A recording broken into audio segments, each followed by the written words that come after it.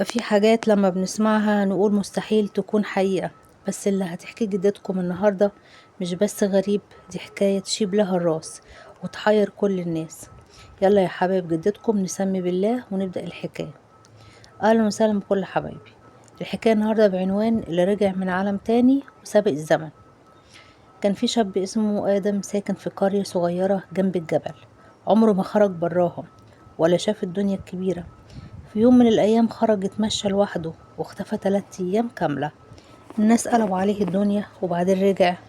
الغريب بقى إن آدم لما رجع كان لابس هدوم مش من الزمن بتاعه، وكان بيتكلم كلام غريب. سألوه كنت فين؟ قال لهم كنت في مدينة تحت الأرض مليانة نور وأبراج من ذهب وناس بيتكلموا من غير صوت.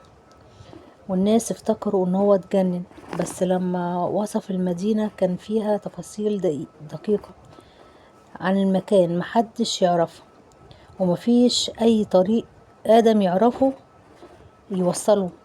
الغريب اكتر ان من وقتها كل ما يحكي حاجة من المستقبل بتحصل. وفي يوم آدم اختفى تاني ومحدش عرف راح فين، ولما رجع حكى حكايات اغرب من الغرائب، مش مجرد خرافات. يمكن في عوالم تانية حوالينا واحنا مش دريانين بيها، واللي هنستهون بيه ممكن يكون اكبر من خيالنا. ادم رجع من المدينة الغريبة دي بقى انسان تاني، كان بيقعد ساكت بالساعات مبيتكلمش مع اي حد ويقعد يفكر وباصص للسما كأنه سامع صوت مش من مكانه، مش حواليه يعني.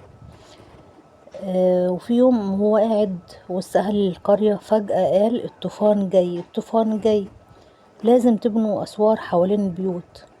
الناس بصت عليه وضحكت وقالوا منين يجي الطوفان واحنا في أرض ناشفة.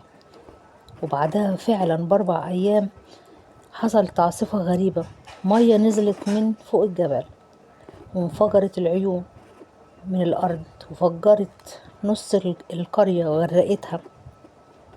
الناس ساعتها صدقوا وبدأوا يسموه آدم المعجزة، لكن آدم كان بيقول دايما أنا مش معجزة، أنا بس شفت إيه جاي. ومن ليلة من الليالي قال لأمه يعني لو اختفيت تاني ما تدوريش عليا، أنا راجع هكمل رسالتي اللي شفتها وحصلت لي. وساب ورقة صغيرة مكتوب فيها العالم اللي تحتنا مش أسطورة وهنتقابل تاني بس مش هنا. واختفى، ولا شافوا حد ولا سمع عنه حاجة.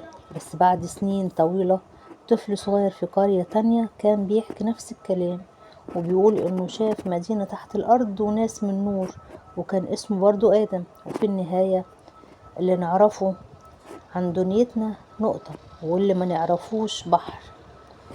يمكن في أرواح بتتنقل وأسرار لسه ما اكتشفناهاش. حكايتي خلصت بس الغرابة عمرها ما بتخلص. استنوني في حكاية أغرب من الخيال. ولو عجبتكم الحكاية اشتركوا في القناة وفعلوا الجرس ودوسوا لايك. كانت معاكم جدة ملك، وسلام يا حبايبي.